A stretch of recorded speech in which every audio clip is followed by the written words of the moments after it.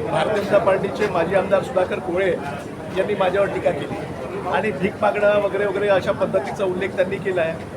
तर मला काही भीक मागायची गरज नाही. आम्ही भीक मागणारे नाही, आम्ही दान देणारे आहेत. आणि अतिशय चांगली परिस्थिती आहे. जेव्हा प्रत्यक्षामध्ये निवडणुकीची नोंदणीची प्रक्रिया सुरू झाली तेव्हापासूनच पक्षश्रेष्ठींना भेटून वगैरे आलो आणि समोर गेलेलो आहोत. आता ते काय झालं, हे महोदय आहेत सुधाकर कोळे, हे डिप्रेशनमध्ये आलेले आहे, हे बिथरलेले आहे, हे फ्रस्ट्रेट झालेले आहे. फ्रस्ट्रेट होण्याचे दोन कारणं. एक तर यांच्या पक्षामध्ये पदवीधर मतदारसंघाचं काम करणारे जे काही नेते, जे काही कार्यकर्ते आहेत ते त्यांच्या विरोधामध्ये आहे, नंबर एक. आणि दुसरं, यांनी थोडी बहुतची चाचपणी केली मतदारसंघाची, तेव्हा त्यांना लक्षात आलं की आपलं काही जमत नाही आणि म्हणून वाटेल तशा पद्धतीचे आरोप करण्याचं काम हे सुधाकर कोळे करत आहे. दुसरी गोष्ट, त्यांनी माझ्या कार्यक्षमतेवर त्या ठिकाणी प्रश्न उपस्थित केला. माझं काम या 6 जिल्ह्यातल्या सर्व लोकांना माहिती आहे. पदवीधरांचे प्रश्न असतील, बेरोजगारांचे प्रश्न असतील, शिक्षकांचे असतील, अनेक घटकांच्या बाबतीमध्ये त्या ठिकाणी न्याय देण्याचा पूर्णपणे प्रयत्न केला. 300पेक्षा अधिक व्हिडिओ माझे विधान परिषदमधल्या भाषणांचे त्या ठिकाणी उपलब्ध आहे. मी काय काय काम केलं आहे हे सर्व गोषवारा घेऊन मी तर मतदारसंघामध्ये सातत्याने फिरत असतो.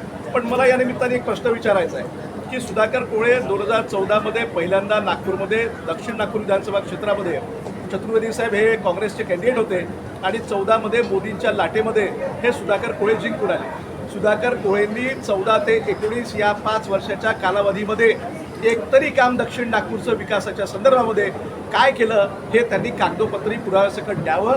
एकतरी त्यांनी आपल्या सभागृहामध्ये कोणता मुद्दा गाजवला आणि काय काम केलं हा तरी व्हिडिओ त्यांनी त्या ठिकाणी दाखवावा.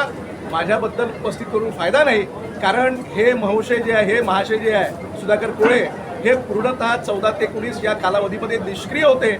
आणि म्हणूनच 2019मध्ये पुन्हा जेव्हा विधानसभेच्या निवडणुका झाल्या तेव्हा भारतीय जनता पार्टीच्या सर्व नेत्यांनी सर्वे केल्यानंतर असं लक्षात आलं की हे निष्क्रिय आहे, म्हणून त्यांची तिकीट कापण्यात आली. आणि म्हणून दुसऱ्यांवर बोलण्याच्या पहिले, दुसऱ्यांवर बोट टाकण्याच्या पूर्वी आपली क्षमता ही आपण तपासली पाहिजे. तेवढंच मला या निमित्ताने सांगायचं आहे.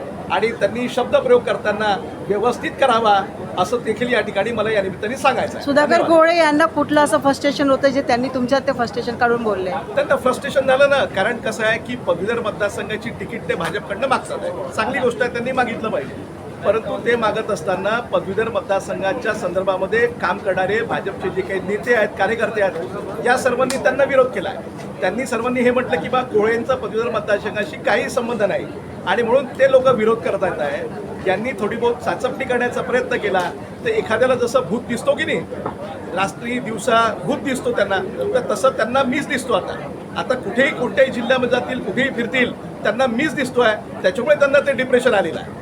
ते तुम्हाला ते सारखं दिसण्याचं म्हणजे त्यांना तुम्ही सारखं दिसण्याचं कारण काय? म्हणजे तुमच्यावर आता ते फ्रस्ट्रेशन सोडतात आहे, तुम्हाला वेगवेगळ्या पद्धतीने ते उच्चारण करतात, तर ते यामागचं त्यांचा हेतू काय आहे? मला तेच मी तर हे म्हणेल की ते कसं आहे, या दोन्ही कारणास्तव ते माझ्या खांद्यावर बंदूक ठेवून ती आपली तिकीट पूर्ण करण्याचा मनसुबा त्यांच्या डोक्यामध्ये आहे. आणि म्हणून तशा पद्धतीची टीका ते माझ्यावर करून राहिले. त्यांना भाजपच्या पक्षश्रेष्ठींना असं दाखवायचं असेल की बा मी अभिजित बंधारींना असं म्हटलेलं आहे, त्यांचा मी विरोध करू शकतो आणि म्हणून माझ्या खांद्यावर बंदूक ठेवण्याचं काम ते करत आहे.